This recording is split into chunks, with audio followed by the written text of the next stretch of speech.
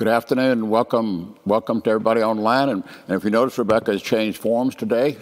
Rebecca's here in the form of Mr. Roger Griffin, and a missionary from down south. Yes, sir. Here today by virtue of the convention that was just going on, and our mission committee, and you're one of the fellows that we support, you and your wife. And so you were the South American Missionary Society. Yeah, well, it's the old name is South American Mission Society. What is it now? It's now because we were in other places besides South America, they decided to change the name but keep the acronym. So now it's a Society of Anglican Missionaries and Senders. Clever, huh? Oh, that was your idea? Not my idea, no. Well, do you go anywhere other than South America? Well, I personally don't, but we have missionaries all over the world now. Okay. Yeah, Indonesia and it's Europe and everywhere. All right, so how did you get into the missionary world? Well, how long do we have? I see there's a lot of gray hair, so I'm the big story here, so just kind of give us the gist of it. I'll keep it brief. Many years ago, we were called to Mexico City, Mexico as missionaries. We were independent. Now, how did you know you were called to that? Well, because... I say that because not many people are called to, right, I understand. to do that. Yeah, the kind of the short story is that our pastor invited me to go on a short-term trip with him down to the Huasteca of Mexico, which is the area of very rural, indigenous peoples, thatch huts, and dirt floors and this type of thing, back up in the mountains. And so I was kind of interested in missions, but we went on that trip and I saw what some missionaries were doing there with the indigenous folks, and it just kind of blew my mind.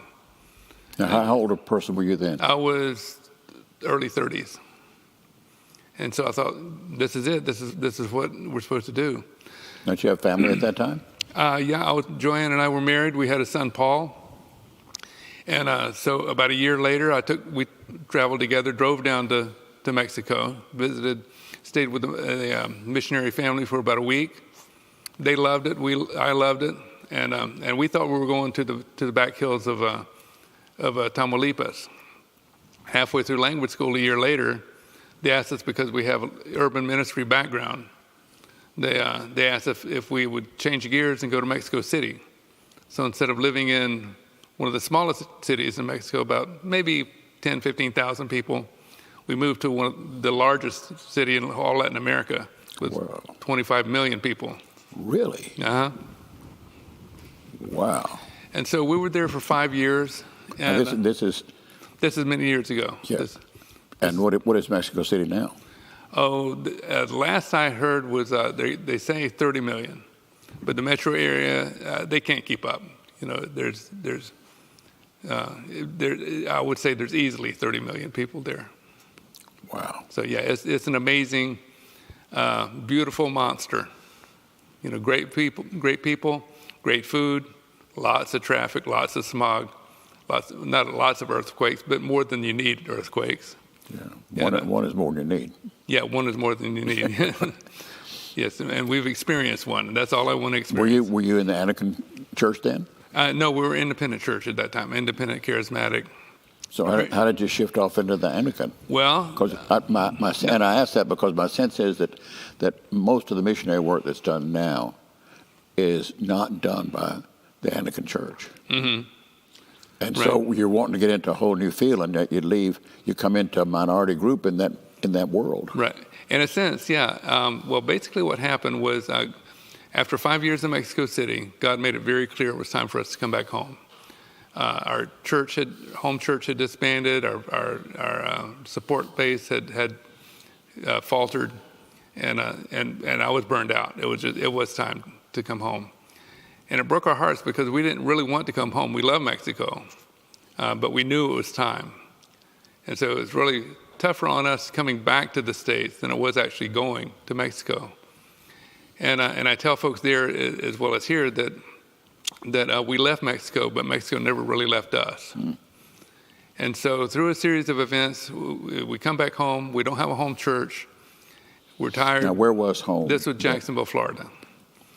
And so a good friend of ours invited us to join him. We were looking for a church, so he invited us to a Spirit-filled Episcopal church, Anglican Episcopal church at that time. And we went, because my background is more Baptist and Joanne's background is more Catholic, which, by the way, it proves the old adage that as long as Baptists keep marrying Catholics, there will always be Anglicans. So it is. So it is, at least in our case. So right? it is. And so we went, and I was very suspicious at first, and this was almost 30 years ago now. I was very suspicious at first, and I'd watch what was going on, and I'd listen very closely to what they were saying. And pretty quickly I realized, no, these guys, they're very biblical. They're not saying anything I can disagree with. And so the more I began to learn, the more enamored I began to become, with the type of worship, with this expression of Christianity. And eventually we wound up in Charleston, South Carolina, started going to Shea Gilliard's church there in Charleston and West Ashley, the Church of the Good Shepherd. Mm-hmm. And, having talked with Shea, conversations with him, he knew our story, he knew our time in Mexico. So he invited us to go initially invited me to go to Dominican Republic on a small group trip, and which was the first time back in Latin America in about 20 years. And I got there and I thought, man, this is great. This is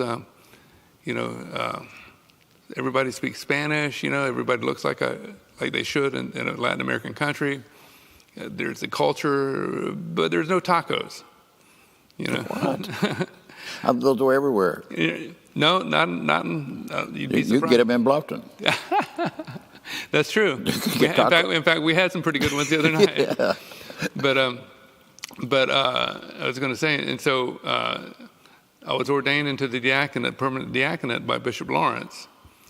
And he commissioned me to go around Latin America to help establish relationships between our churches here and churches in Latin America, Anglican churches in Latin America, which took me to Peru, to Chile, to Cuba, back to the Dominican Republic, and finally to Mexico.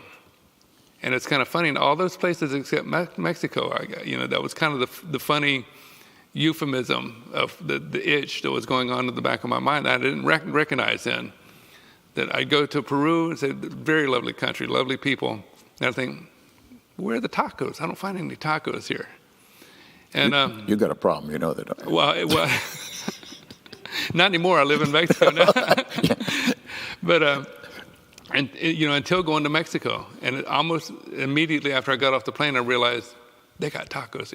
Again, that's a euphemism. I got off the plane, and I thought, this is what I've been looking for. I'm home. I'm back where I belong. Mm. And so it wasn't long after that, came back home, we started talking about it. And I didn't have to convince real hard to convince Joanne to go back to Mexico. But this was initially, I guess, about 6.5, 7 years ago, we had that conversation, came back. I went down to visit an Anglican church. They invited me to help them with some training sessions down there from Moore College of Sydney, Australia, a correspondence course, and we were putting together using it in a classroom situation. And, the more I got to know them, the more I got to know Aguascalientes and the situation there, the more our hearts really were back in Mexico. And so we sold everything, gave everything away, and picked up stakes and moved to Aguascalientes. Want to back up? Uh-huh. When you say you were basically a Baptist, non-denominational, free-floating kind of Christian, and your wife was Roman Catholic. Yeah, well, this is how we grew up. Yeah. I grew. Right. I'm sorry. When you're down in Mexico and your home church, disbands or whatever. Sure. Why didn't you gravitate toward the Catholic Church? And I ask that because my sense of the Catholic Church, they were the major missionary folks in the Southwest and Mexico, right. And they've done a huge missionary work. Well, through the years, I've gone back and forth, and I've kind of wrestled with Catholic doctrine and tradition, and I finally have settled it in my mind. We respect the Catholics, and I remind the brothers down there, we're not there to fight the Catholics. We're not there. We don't have any antagonism towards the Catholics. We respect them. We love them.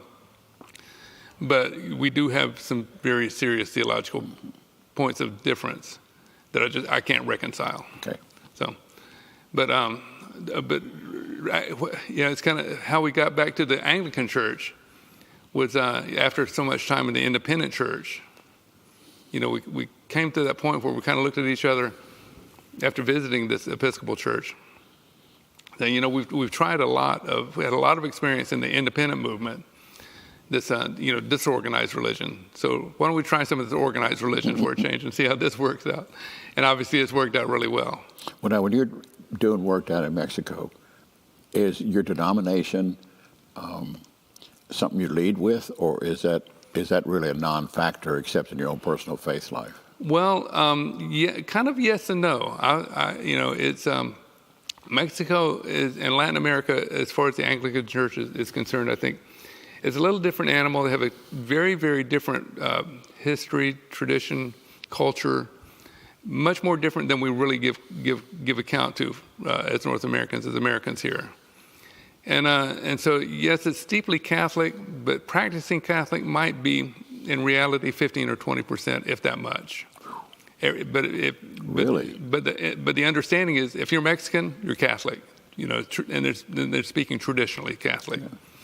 And so, but very few people, more than weddings and funerals, will be in a Catholic church. You know, that's just kind of surprising. I thought it would be a higher percentage than that. I mean, I knew it wouldn't be a 90% or anything like that. Right. Everywhere, the faith has fallen off. Sure. And all that, but yeah. So do people look at you kind of sideways if you're not Catholic down there? Is that a barrier to getting through doors? In times past, that could be the case, and I think probably further south in Chiapas, which is very, very traditionally Catholic, and they probably have a lot more dedicated Catholicism going on down there. But especially in the north, because there's a lot more influence by the United States, a lot more influence from American missionaries through the years, and so yeah, there's at least my experience there in Aguascalientes thus far has been a lot of mutual respect, and we don't have, you know, their first year there we didn't have a car, and so we would take Uber everywhere, and so we kind of developed this Uber ministry. And we'd be talking to drivers and they would realize, of course, pretty quickly that we're gringos or North Americans. And we'd start the conversations of, well, what are you doing here? And I'd say, well, I'm a minister over the Anglican Church. And I was like, well, what's that? Because nobody knows what Anglicanism is in Mexico. And so I take the opportunity to share Jesus with them and share the Anglican Church with them. And so, I'd say, so are you Catholic? Says, yeah. But they were very open to conversation. Doesn't mean they're going to make any changes, but they will talk with you very, very respectfully. And so his response would be, oh, so what are you? Are you Catholic or are you Christian?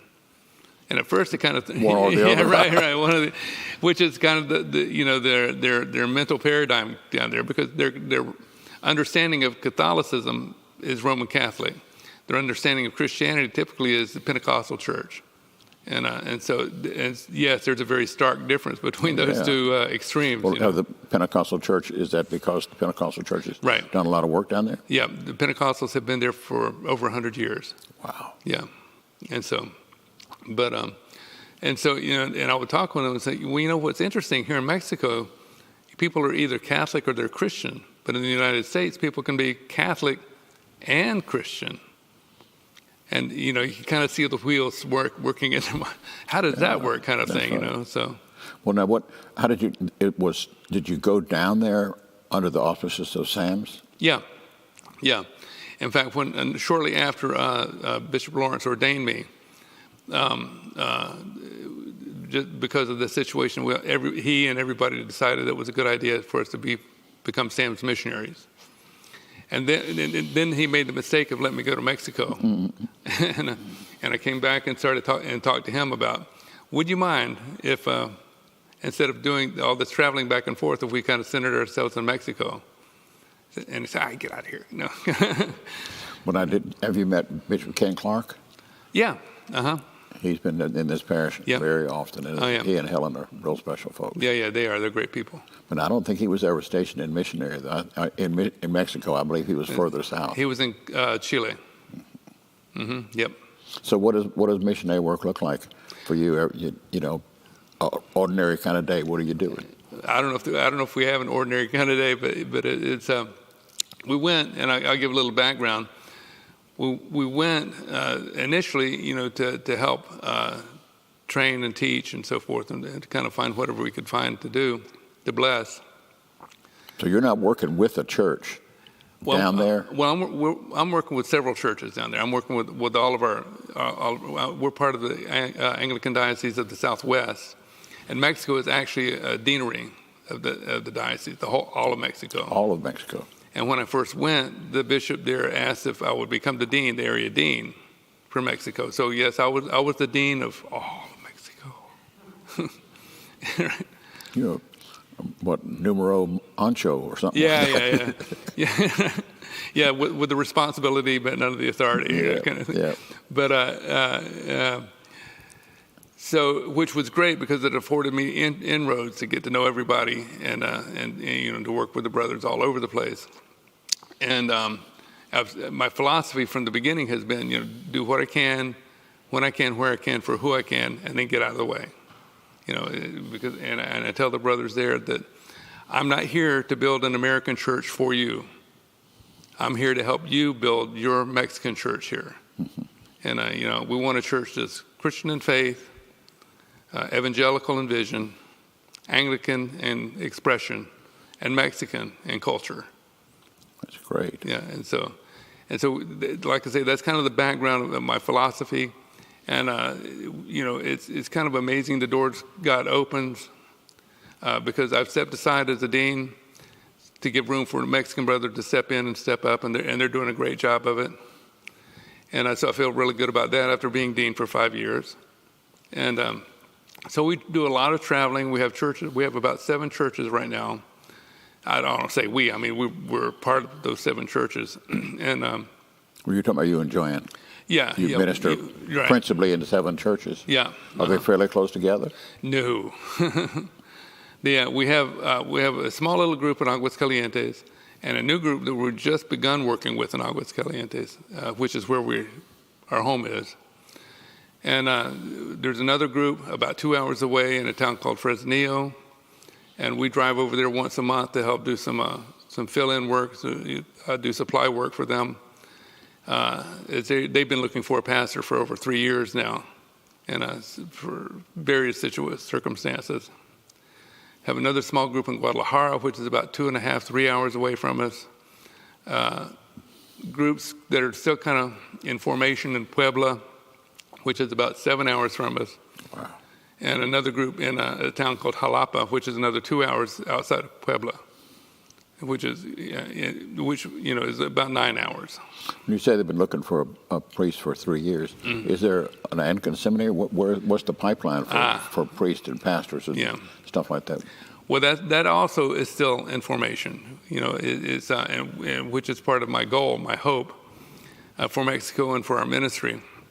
Because here in South Carolina, I mean, we have a long, deep history and tradition here. I mean, we've been here over 200 years. I mean, Church of the Cross has been here over 150, I'm guessing, right?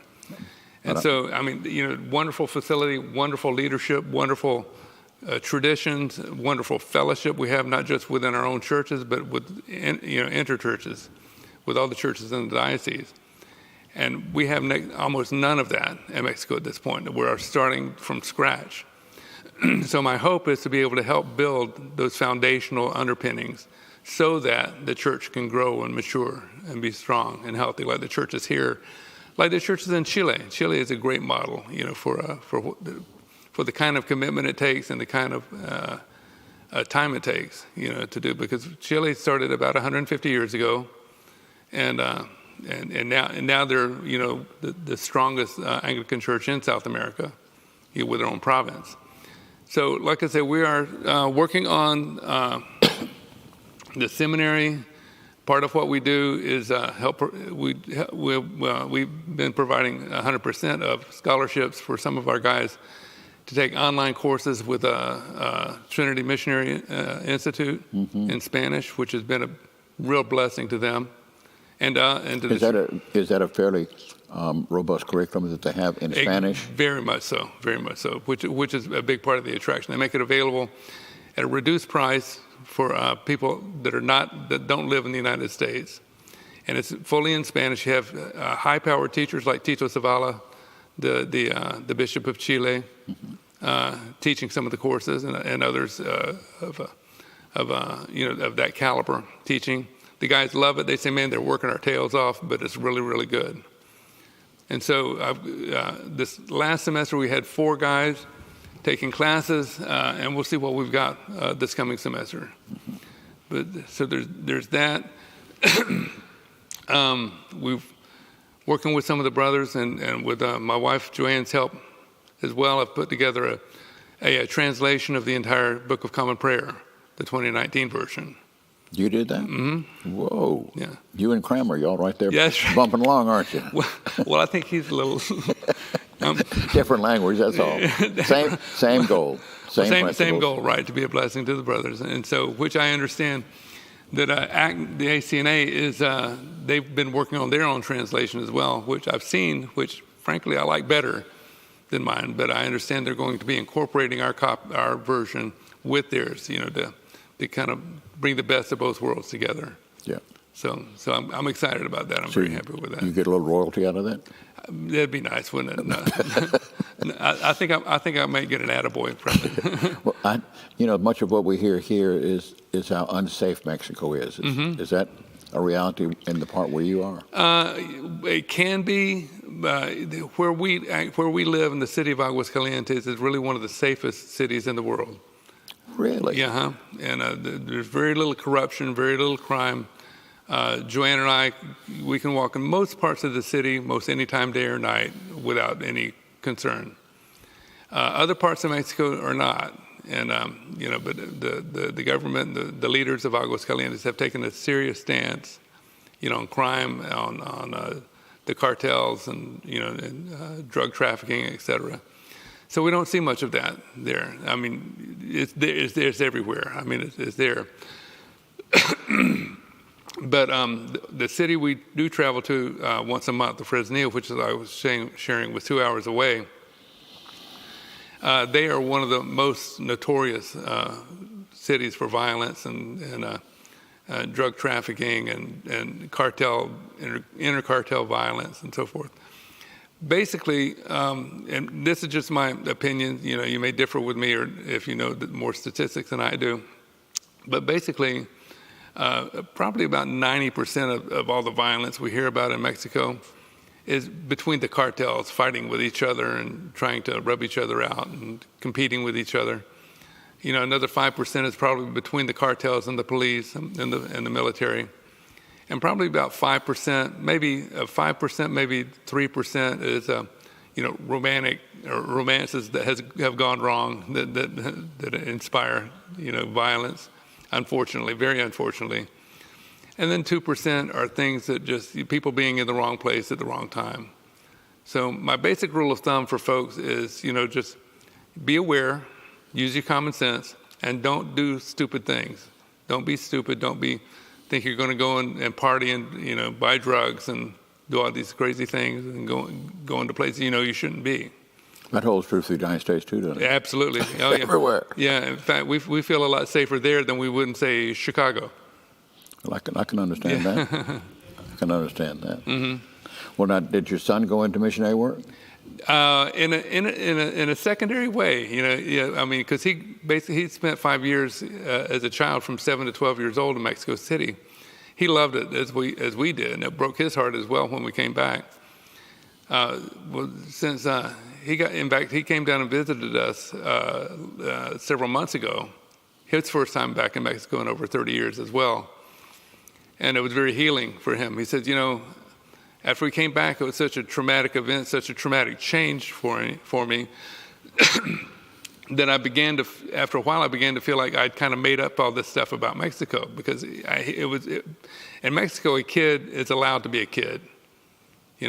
So when he was, 7, 8 years old, he was treated and he was allowed to be a 7 or 8 year old kid, as opposed to when you're 7 or 8 year olds, sometimes here, there's this pressure to be 14 or 15, kind of thing. Kids don't have a chance to be kids. So he had a great time, great friends down there, very, very good school situation. And so when he came back to visit us, he said, this is very healing, because there was always this question in the back of my mind was how much of that was really true that I remembered or thought I remembered. And we had some tacos. He's got the same addiction I do. And he said, no, this is really good. This is, because this is the Mexico that I remember. And so it's good. But in the meantime, he grew up, got married, got educated, has a good job, and purchased a house actually much larger than they really needed up in Durham, North Carolina. He and his wife don't have any children, but they opened their home to exchange students. And so they've had a couple from, where's it from? From Ghana. And living with them free of charge for 4 or 5 years now. Wow. And they both go to Duke University. And so that was kind of the purpose. They've opened their home to them and others as well that are folks that need a place to have a roof over their head. And so they're able to do that. And it's missions work. So. Well, now, when you go back down after you leave here, are you going back to Mexico? Yeah. As soon as you leave here, are you on it's kind of a circuit visit? Well, we've got one more stop to make, and then we'll head back. Now, you have to raise all your own support? Mm-hmm. Correct. How much time does that take each year? Well, or I mean, we've been there 5 years, and so we're kind of the amount or the level of support that Sam's told us that we needed to have before we could go to the mission field. After 5 years, we've finally achieved that level. But now, like are those people who have made an ongoing commitment to support you year after year after year, or do you have to find new people every year to? A little of both. I mean, we've got some very good supporters, like Church of the Cross, and a lot of good friends of ours, that are supporting us. And some people give intermittently or give as they can, and others are more steady supporters. And it all works together. So now, when you go back, what would be the first 5 things, 5 goals you're working with now down there that are your priorities? When you get up in the morning, what are those things you got your eye on? What are you praying about? Boom, boom, boom, right. Boom, boom. Well, a couple of 3 things. I mean, we'll continue working with this church in Fresnillo, of course. It's an ongoing concern. We have become, in the last 6 months, we have become involved with a small independent group there in Aguascalientes. And they have been meeting together for a couple of years as a Bible study. And they have a desire to become a church, to form themselves as a church.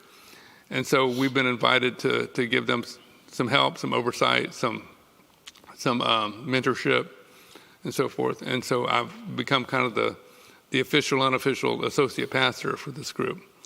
And so we're working with them, and I'm very excited about the group. It's a young man and his wife, professional people, middle class, and he obviously has. Well, they both actually obviously have the calling of the Lord on them for ministry.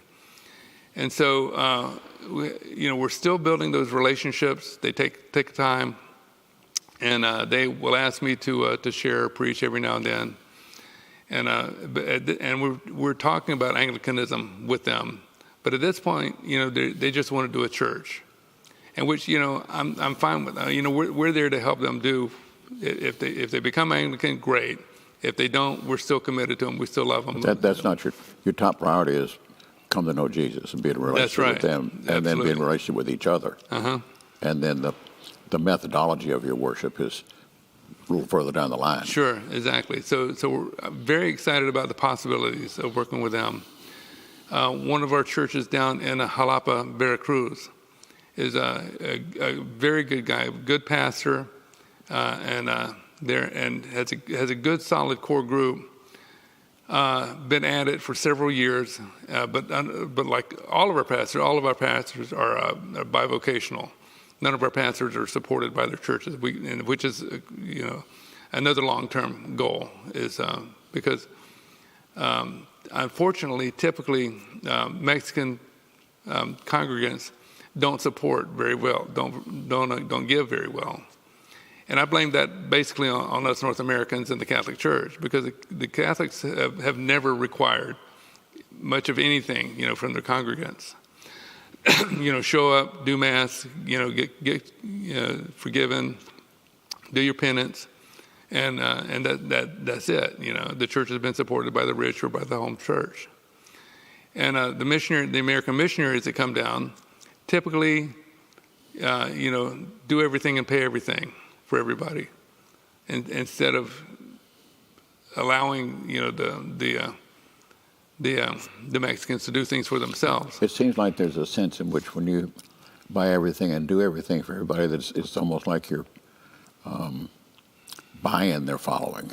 Yeah, well, exactly. Yeah, I mean, that's not the right language for that, but no, I understand what you're saying. Yes, it creates unhealthy dependencies. Yeah. And so, which we're very aware of, and which we try to avoid. I'm not against, supporting and helping. We do that quite a bit. But we're very selective, because, and I'll give you an example. One brother I was very impressed with, he was actually the pastor of this church that's now looking for he was unfortunately abducted. And whoa! Now I thought we just heard about how safe it was down there. Right. Well, and he got abducted. He was abducted. Not a good word. It was not a good situation. But what was kind of good was that it was not religiously motivated. It wasn't church persecution. It was because his family had political connections, and they happened to be on the wrong side of the power struggle at that time. So, but miraculously, he was rescued 3 days later. And so, of course, he took his family and they fled to the border, where he is today, pastoring a church in one of our churches in New Mexico. But where was I going with that? I forget. Talking about people going down there and providing everything for them and all that. So when we first got down there, I told him, I said, Farid, I'm going to support you with $100 a month until you tell me you don't need it anymore. And it was just a few months later he came back to me and told me, yeah, I don't need it anymore. So I knew, this guy's got something on the ball, because it's so rare that once you begin to support someone like that they would tell you, no, I don't need it anymore. They would usually continue for as long as you're willing to give it to them. Mm-hmm. And so, and those are the kinds of people, the kind of quality people that we're looking for.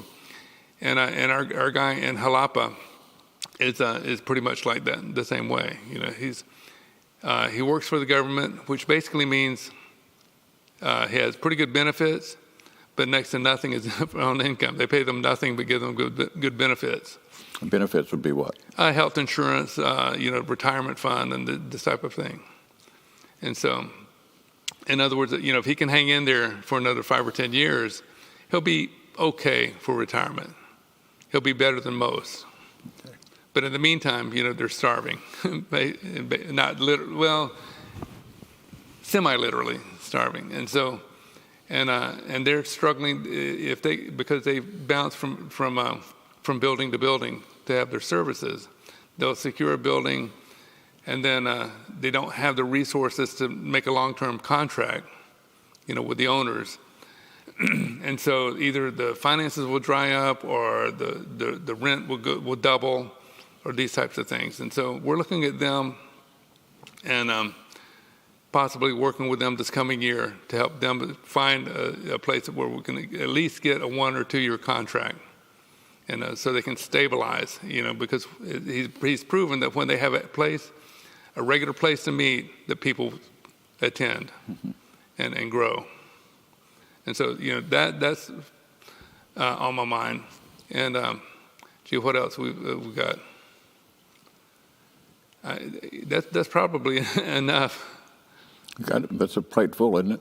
Yeah, it always seems to be. I always think, well, gee, I need to be doing more. But then I look back and say, how have we done as much as we've done, God keeps us busy, keeps us going. So you would be actually in the missionary world for how long now? Total, a little over 10 years combined. Yeah, we had that long stretch back in the States. Now, as you look down the road, How much longer are you going to be in that? Will you retire in Mexico? Will that be where you spend your life, or you plan to come back to well, somewhere? we don't plan to come back to the States, and we don't really have any plans for retirement per se. We'll slow down, I'm sure, but the thought of kind of waiting for Perry Mason to come on the TV in the afternoon, or playing golf, or or what, just is not appealing. I'm with you. Yeah, I'm with you. I don't get it. Mm-hmm. And so in the meantime, I mean, we love Mexico. We love the Mexicans. We're having a good time. We're able to provide. We're able to help. We're able to minister to. I mean, God has given us this gift, of being able to be productive. To hear you talking, we had Ted and Sandy Thoburn were in this parish for 8-10 years. They're now in a nursing home. He was called into missionary work early on. He's a doctor. His wife was a nurse when they met. Got married, never had any children, and they spent their whole lives on Indian reservations in the Southwest. Spent their whole career. They're working with the national health system that administers medical aid to the Indian reservations, and that was just their whole life. They just loved it. Yeah. Didn't plan for it to be, but when they got there, it just got all over them. They found their tacos. Yeah, they just got all over them, and they never left. They never left. Yeah. Wonderful, devout people. Yeah. So what are we doing to help you? Oh, you're doing amazing things to help us. You've got the thrift shop, God's Goods thrift shop, which we visited yesterday. And the first time we'd had the opportunity to visit and see just how extensive and what a incredible organization that whole effort is there. Yeah, 300 volunteers. And I mean, and nobody's fooling around. And everybody, we were there, and the place was full. The store was closed, so they're restocking and organizing. And everybody was busy and running and getting things done and getting set up. If you were there yesterday, the food bank was going on. At some point, we stopped at the food bank that? as well. And same kind of story. I mean, people just they were waiting on it's close time for the customers to come in to pick up their food. And they were waiting on some cereal to come in. And so while we were there, the cereal came in, and boy, it was like army ants. They just all over that, and just everybody knew exactly what they were doing. And I got that stuff organized and set up. It was amazing, amazing ministries. And so, yes, the God's Goods thrift store is Church of the Cross's effort to support missions. We generate a lot of funds for that. All goes to the mission committee. Yeah. Have you met with them? Oh, yeah. Absolutely. Yeah, we were with them. And met with them yesterday for a quote-unquote formal meeting, but have been meeting off and on with members of the group. So in the meeting yesterday, did you impress them? Oh, I don't know. Did we impress them? The director says we impressed them. I mean, that's the idea, is to put a face behind the words that you get on a piece of paper and stuff like that, so that people can say this guy's real, this is genuine, whatever. Because there's a lot going on that's not genuine. True, unfortunately, very true. So I mean, we've just because of COVID and other situations in our schedules, we've been unable to get back and have a real itineration. Take the time to visit and reacquaint ourselves with friends and family. How long have you been in the country now? We got here at the end of January, so we'll leave next Wednesday, so we'll have a total of about 7 weeks here. Is that something you do every few years, or hope to do every few years? Well, yeah, that's kind of the idea. Like I said, we've been unable to these last couple of years because of COVID and so forth. So this has been very refreshing. And renovating, for us, and having the time to spend here in Beaufort or Bluffton, rather. Excuse me. Has the COVID made a resurgence down there? It's starting. No. We're seeing some people here and there wearing masks and stuff like that now, because there's still this lingering fear of COVID. Sure. Yeah. We saw the news on that, but we're not seeing much evidence of that, of a resurgence down there. Some people are still concerned about it. But I guess like everywhere in the world. But yeah. And Yeah, in fact, we chose to stay there and ride out the COVID there, as opposed to coming back to the States, which seemed to make some points, with the brothers there, that we would do that. Were there many deaths down there because of COVID? Yeah, I don't think anybody really knows how many or how few. I think it was, I know in Aguascalientes, we were not hit as bad as like Mexico City. I mean, just the density of the population of Mexico City, of course, it hit them pretty hard. When it came through, it just seemed like if anybody had anything wrong, all of a sudden it was COVID. Yeah, exactly. And COVID got to blame for a pile. It got to blame for what it deserved, but there was a lot that wasn't COVID. I agree. That fell under that. Yeah. All right, well, take a few minutes now. Tell me about your wife. About my wife? Yeah. Joanne? My angel? I mean, there's a chance to make some points right here now. No, Joanne, I couldn't do what I do without her. There's no doubt about that. So why'd you marry her? What'd you see? Why did I get saved? When Jesus came along, I couldn't resist him. When he showed up, I thought. So it's Jesus and Joanne. That's pretty much. Pretty much. Whoa, that's a high level. So, but yeah, I mean, she really is. She is my social angel. I used to say she was my social crash test dummy. Because I tend to be the more reserved and reticent between the two of us, and she was shot out of a cannon. Well, did you when y'all were first dating and all that, did you have in the back of your mind doing any kind of missionary or church work at all? Yeah, I mean, we were both young Christians, and. But being a Christian and doing church work is different. Right. Yeah, I mean, it was kind of a nebulous. Everywhere we went, we seemed to be pushed into leadership fairly quickly, and we were involved in it was from this inner city church in Jacksonville where we got involved with, because we felt like they were really doing something for the gospel there, and it was from that church that we went to Mexico originally. And so yeah, I mean, we it's hard to say how this actually. It wasn't like a lightning bolt per se until I went and saw what was going on in Mexico. But everything else was kind of a slow, gradual build up to that lightning bolt, I guess you could say. We just had the senior class from the school, just came back from Costa Rica, and they said that was just life changing for some of those children, and a couple of the teachers too. Cool. Excellent. They just never seen anything like that before. Yeah. Where there's this sense you're living in a bubble here in Bluffton in a lot of ways, and the rest of the world is not like that. That's true. Very true. Yeah. Very true. So what do you want to say in closing here? Oh, goodness. I just want to say thank you so much for your prayers and your support, that we are totally honored to be on your team and your efforts for missions.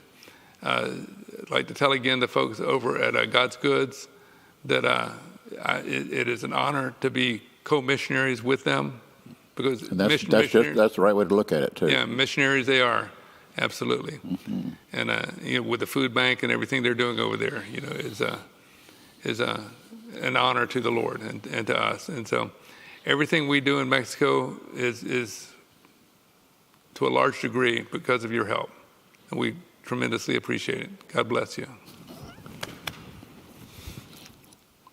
There's a little trailer. A guy makes tacos in it. It's right across from the post office. Yeah. He pulls in there, and has these lights he hangs up over it, and people line up to get the tacos there. Yeah. Okay. It's not Taco Bell or something. He just works out of this trailer. Okay. But they say it's authentic. Now, I wouldn't be able to tell, but it's right across from the post office in the evening time. Okay. I'm not sure if there's a permit or a license or anything like that going on, but people are lining up for the tacos. Okay. Let's keep it in mind. Will do. Thank you, Pastor. And thank you all so much for being with us today. Please keep in mind, Food Bank, be faithful in your worship and your prayers, and Easter's coming up, Holy Week's coming up, lots of services, cards everywhere. Come and invite somebody to come with you. And everything we do here, know that God loves you, and we love you as well. Blessings to you. Yeah.